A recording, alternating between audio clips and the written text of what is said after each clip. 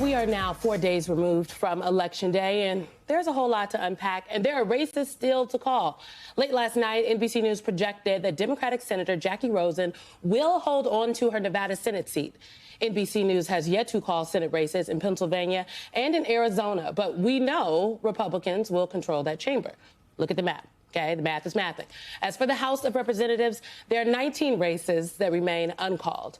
Republicans need to win just 6 of those seats to control the House. And with Donald Trump in the White House, we must remind ourselves that, none of this is normal. He's returning to office having been convicted of crimes and with retribution on his mind.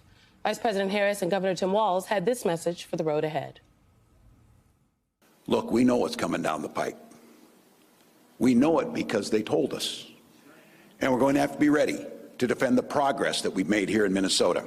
This is not a time to throw up our hands.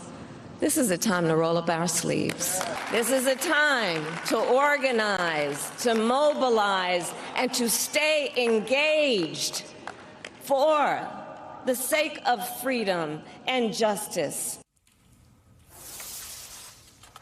So where do we want to begin? Let's begin with, okay, so I guess we could start at the presidency, right? There has been, and for folks watching throughout these 3 hours today, we're going to unpack all of the races. We're going to talk about all the different intricacies. We've got great guests to do that, people who know and literally were on the ground. But I guess I have just talked to a lot of strategists, people who worked on the vice president and governor's campaign, people who worked in the states, and Democrats were just kind of, I guess, disappointed, really, really disappointed, because she ran a she gave it her all. There are gaps in the campaign that we have seen, but she gave it her all. And to watch her go out there this week, she walked out to that podium and you heard a little shake in her voice, but she got through that speech. And I just think it was really important for people to hear. But, every Democrat statewide won in North Carolina except Kamala Harris, that was on the ballot statewide. There is something that, just black women operatives have been talking about, just saying, we are tired. She underperformed her numbers from 2020, the Democratic numbers from 2020. That's problem number one, despite an incredibly good ground game. Republicans didn't need a ground game because they played in the digital space. They had been targeting and reaching their audience long before. Because I was wondering, where was the ground game? Well, now we know. It wasn't on the ground. It was in the air, if you will. But the fact that both candidates underperformed, there were voters who sat out this race. There were voters who, as you just rightly pointed out, in the state of North Carolina and other examples where the down ballot races, Democrats did fairly well and won races, but she didn't. So there are a lot of elements that sort of went into making up her vote. And it doesn't help, in my estimation, to have the former Speaker of the House now coming out and second-guessing the race. And I guess that's part of the game. But that tells me that even from the beginning of this 110 days, 12 days, 15 days ago, that the Democrats weren't all in on this the way they probably should have been, to the extent that there was still this higher level of underperformance of this base in such a critical race. Particularly I'm sorry, Michael, when you say underperformance, what do you mean?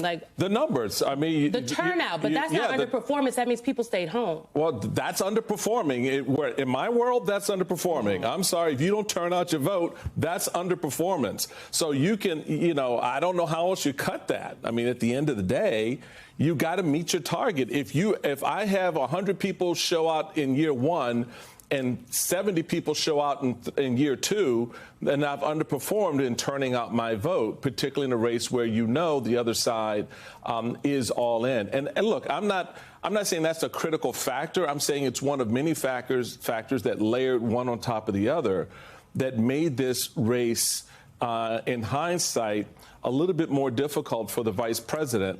that than we thought in the moment. We thought the ground gaming and all the other pieces was going to do that. But then you did have the conversations we had at this table about black men who actually came home. They did what they needed to do. But white women, 52% stayed like, no, I want to go with the serial rapist and the adjudicated criminal and the guy who wants to deport everybody. It's same with white men, but even younger women went with Trump at a level that we didn't see from 20. So there were a lot of dynamics that I think kind of played into these narratives, which are going to be very interesting for all the political folks to sort of unpack. But they have to unpack it correctly to really understand what the voters were saying. Because at the end of the day, voters will tell you what they want. And some will argue that the Democrats didn't hear what the voters were saying. And I would say that going back to the time wasted on the filibuster in the first few months of the administration. But that's all cumulative for me. But I don't know what you guys think. I don't, you know. You both have said important things that I want to make sure we take the time to unpack, and I don't want to skip over what it is Simone said about the fatigue.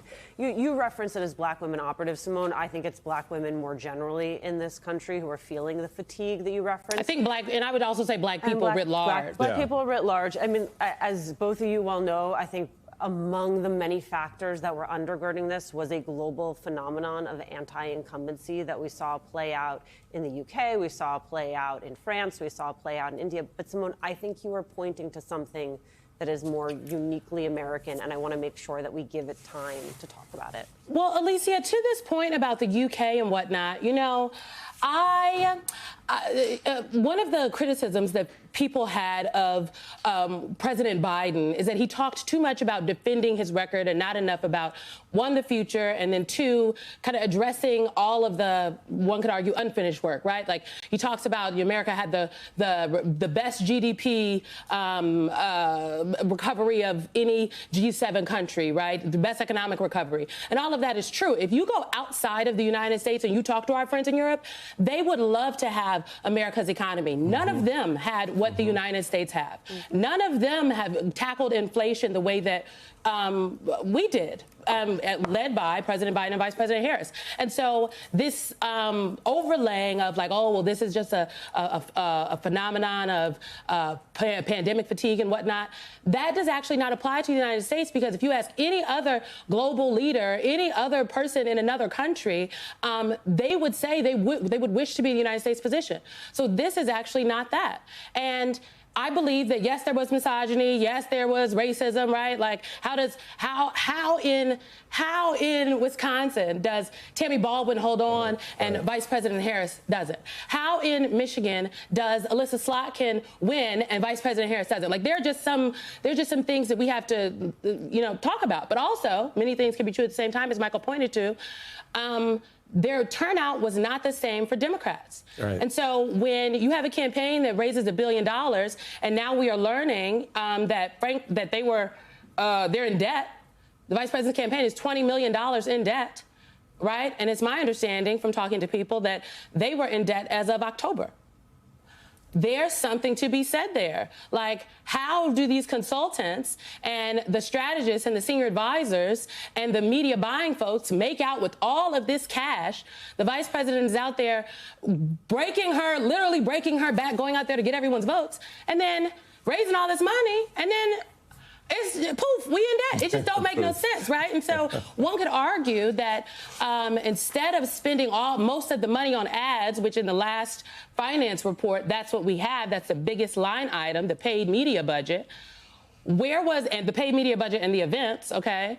Where was the money that could go to some of the groups that had been organizing folks for the last couple of cycles? Well, who does the organizing matters, does it not, Mr. Chairman? Well. And so there's some internal conversations I do think that the Democratic Party apparatus has to have. And I think the last thing I'll note is, after the election, everyone, like, collectively, people were like, oh, people have rejected progressivism and the left, and Democrats have just gone too far to the left. Like, it's just not rooted in reality. Republicans ran against Democrats on all of these issues that Democrats were not even talking about on the campaign trail. You know what I'm saying? And so one could argue that the culture wars have been the playbook right? And although they are a distraction, I believe, the culture wars are also the playbook. And so when not effectively countered in some way, shape, or form, go back to 2020 and the defund the police, right? Joe Biden was like, I'm not defunding the police. Because he fundamentally believed that, whether we wanted him to say that or not. Okay, that's what he believes. I just think that there are many things at play here, but the lack of turnout of base Democratic voters, to me, those people deserve the treatment that white voters in 2016 got in those diners. I want to see the journalists going to the barbershops and the disaffected rural black and brown communities and asking people why they didn't come out. Go to Fulton County and ask why was turnout a little bit lower among black voters, because that is the only way to understand why. We have to ask the voters why.